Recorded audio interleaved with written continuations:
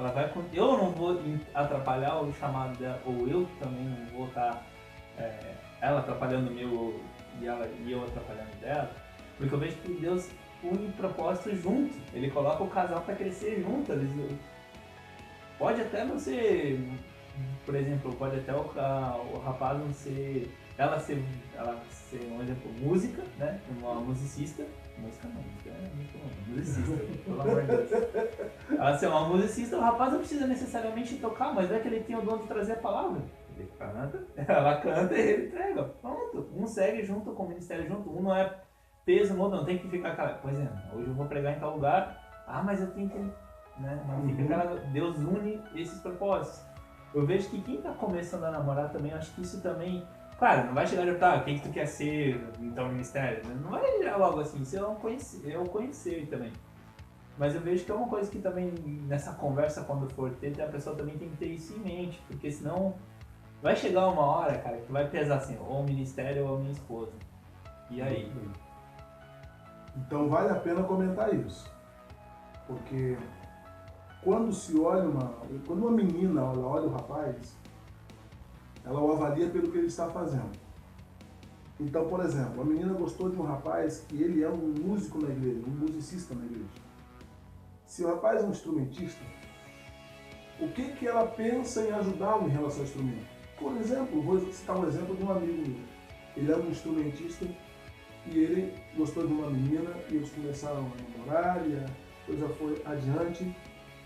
Um dia, e ele por acaso se tornou muito bom naquele instrumento que ele tocava, e inclusive depois ele se tornou um dos melhores do Brasil naquele instrumento. É ainda hoje. O que ocorreu, um dia ela chegou e colocou as cartas na mesa. Ou o seu instrumento, ou eu. Separou na hora. Porque ela gostou dele a partir do instrumento que ele tocava. Um dia ela quis discutir quem ele gostava mais. Quando ela colocou isso na mesa, não é que ele gostava mais do instrumento, mas foi o instrumento que fez ela gostar dele. Porque ele era muito bom naquilo que fazia. Então isso são coisas que a mulher, quando ela olhar o menino, a moça, olhar o menino, o rapaz, ela deve observar isso. Como eu posso somar no talento dele? Porque depois, o que acontece? O menino canta bem. Aí a menina se apaixona pela voz dele. Mas junto com ela, quantas outras vão se apaixonar pelo talento do rapaz? Então no futuro, se ela não entender o talento dele, ela vai querer fazer com que ele pare de cantar para não ser o que? Uma concorrência para ela. Então aqui já temos um erro, um equívoco. De preferência que ela cante também, que ela goste de estar com ele e que se sinta totalmente à vontade com isso. Mesmo caso, o rapaz que está na igreja e vê uma menina que tem um ministério de ensino, por exemplo, gosta de trabalhar com as crianças, gosta de fazer um trabalho missionário ou um trabalho no ministério de louvor, está sempre cheio de gente na sua volta, sempre ensinando. Ele tem que saber como ele vai poder ser um bom sacerdote, um bom marido para essa mulher, sem se sentir diminuído, sem ficar ele num canto cheio de ciúmes porque ela faz e ele não. Então são coisas distintas. Isso é necessário. Saber se o seu propósito está ligado ao propósito do outro. Porque no relacionamento a dois, a verdade é que é uma missão só. Um estará debaixo da missão do outro. E sinto lhes informar, normalmente, uma regra básica, a mulher está debaixo da missão do marido, senão na submissão. E isso é difícil, porque nem todos compreendem com essa facilidade. Sim, tem maridos que seguem as esposas porque elas têm um ministério abençoado da palavra, mas vai buscar nos fundamentos para ver que o ministério dele vai ser a cobertura dela, portanto a missão continua sendo dele.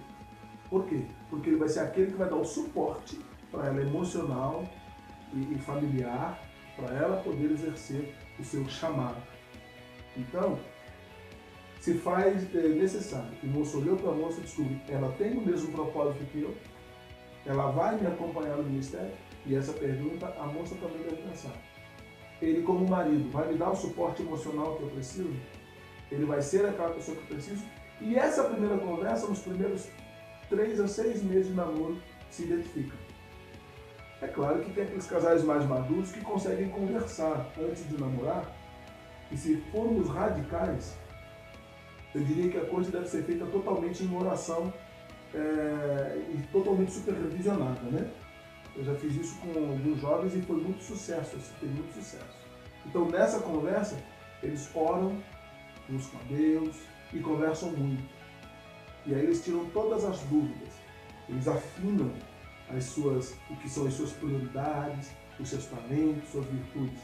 Depois de uma conversa, depois de uma amizade dessa, de 6 meses, uma coisa é certa, o namoro desse começa para casamento. Ele, com certeza, ele já começa com um propósito, com data marcada. Bom, e para quem tá... O que você pode dizer para aquele que está procurando alguém para namorar? Qual a... Vigia na terra. Beleza não se põe em mesa. A beleza, ela é como uma flor, ela está aí, mas ela passa. E por qualquer circunstância, ela pode ser rapidamente alterada. Então olhe para a beleza a partir do seguinte princípio. A beleza externa não é a principal. A beleza interna, a inteligência, o assunto, os dons, as virtudes, é isto que vai construir um relacionamento. Então observe a distância, porque mais ou menos assim, se a moça e o rapaz, vamos supor, a moça observa que o rapaz está sempre cheio de meninas na volta dele, foge, que é laço. O rapaz observa que a moça está sempre numa roda de meninos, foge 2 vezes, é um bocado de laço.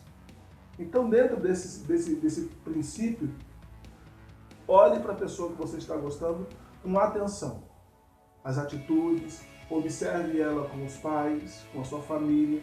Pelas atitudes dela, você vai ver se vale a pena investir nesse relacionamento ou não. Ou de investir nessa amizade e pensar num relacionamento futuro. Eu acho que a vigilância é um ponto fundamental. Olhar mesmo, observar mesmo, para ver se aquela pessoa se encaixa no seu perfil. Porque uma vez eu ouvi a palavra de um jovem que me chamou a atenção. Que o maior erro que um jovem ou uma jovem pode cometer é tomar decisões enquanto se está apaixonado. Ou seja, está apaixonado e ele toma decisões em cima de uma paixão e não em cima da razão. Então pense, observe e com a razão decida se vai querer investir nesse relacionamento ou não. Acho que é o caminho mais leve e menos dolorido de se começar um relacionamento. Até porque às vezes o cara, quando vai conhecer um pouco melhor, já vê que não é aquilo que ele acha que é. Isso aí acontece muito, gato por lebre, né? O cara acaba indo, às vezes é livramento pros dois lados, né? Não é a mulher de Deus pra ti, tu não é o homem de Deus pra ela. Vamos também. Muito bem colocado. Até a Bíblia tá, gente, a Bíblia agora... A Bíblia se moveu ali. Você entendeu? A palavra diz, falem de mim, falem de mim. Na verdade, gente, se nós acompanharmos a Bíblia, você vai ver que para Jacó havia uma Raquel, para Isaac havia uma Rebeca. E então, querido, nós não podemos achar que fica criando possibilidades. Deus preparou uma mulher perfeita para um homem. E Deus preparou um homem perfeito para uma mulher. E se nós acertarmos na escolha dependendo de Deus, nós não vamos errar o caminho. Só isso. Porque o que vai manter o relacionamento no futuro, no casamento, é a convicção de que estamos com a pessoa que Deus deu. Porque no relacionamento futuro, lá no casamento, vão vir os conflitos, as diferenças de ideias, as diferenças de opiniões, vão vir as pequenas batalhas que existem no relacionamento, e isso aí é extrema, ou é perfeitamente natural. Depois vem os filhos, aí as diferenças do casal ainda ficam mais acentuadas, porque um filho puxa o pai, o outro puxa a mãe, e alguns puxam os avós. Isso é grande guerra, né? Problema. Então, se não houver uma base, uma convicção de que foi Deus, teremos uma guerra aqui com princípios de destruição. Eu vejo que só 2 pessoas duas pessoas criadas em locais diferentes. Na maioria das vezes elas, ainda mais aqui na região de Balneário Camboriú, Itapema, é uma região turística, vai contar nos dedos quem nasceu aqui. É sério que eu tô falando. Vai contar nos dedos que... Você nasceu aqui? Não. Nem eu. A maioria do pessoal, o pessoal que eu trabalho lá, ninguém nasceu. Ninguém.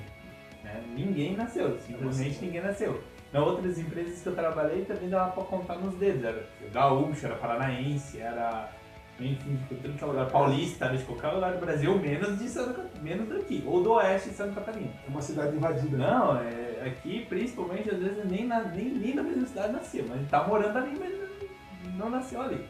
Não foi criado ali. Então, pessoas foram criadas em locais diferentes, pessoas diferentes conviveram com outras pessoas. Quando vão morar junto, ali eu vejo que ali eu creio que deve ser uma situação já bem, É verdade. bem conflitante já. Mas, bom, era isso. Espero que vocês tenham gostado dessa entrevista.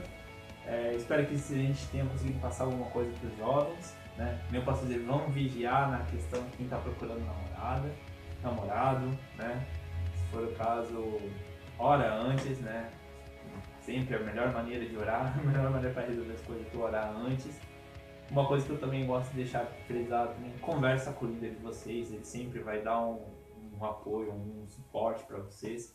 Uma outra coisa que eu também acho bem interessante, pelo amor de Deus, gente, é uma coisa que a gente jovem, a gente acha que não deve ser levado em conta, mas também conversa com os pais de vocês, tá? Porque Deus não ama para quem imita, nem filho para que se arrependa. Então, honra pai e mãe para que tudo vá bem, tá? Mas não é só porque tá lá no Antigo Testamento, tá no Novo também, lá em Efésios, só por meio que todo mundo vai achar lá.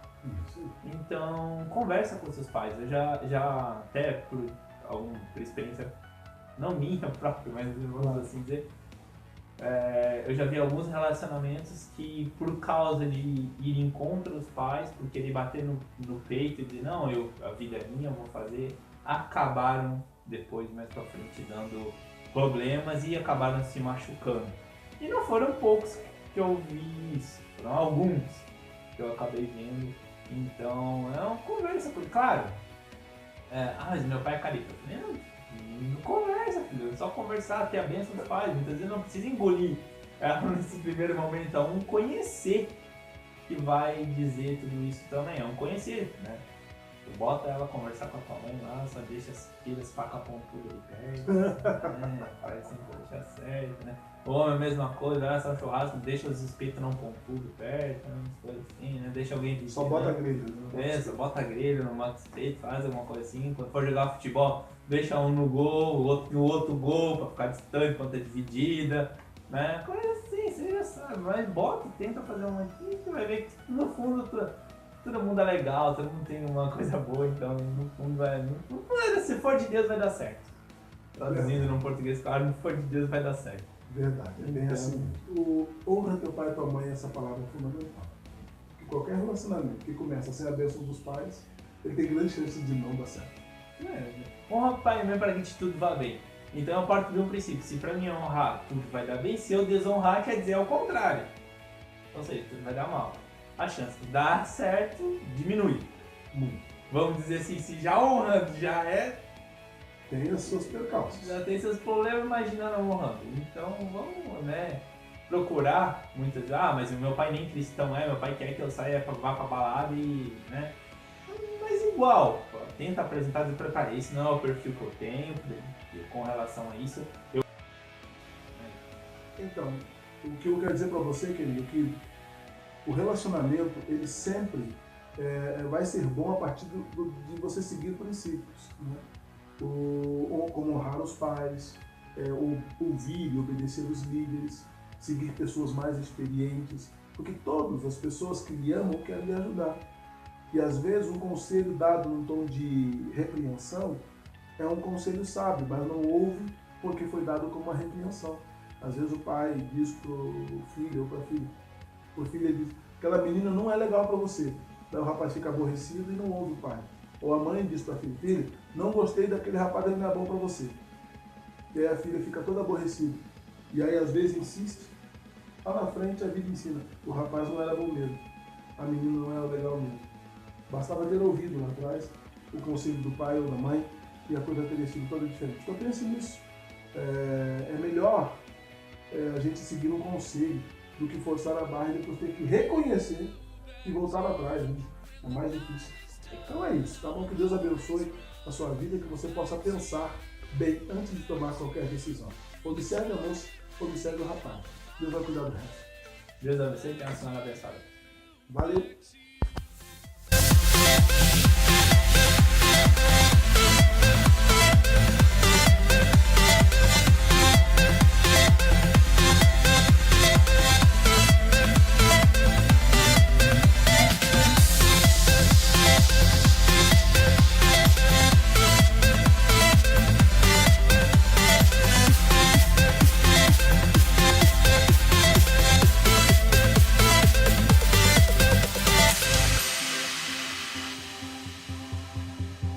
Run away in the city, haven't slept for days.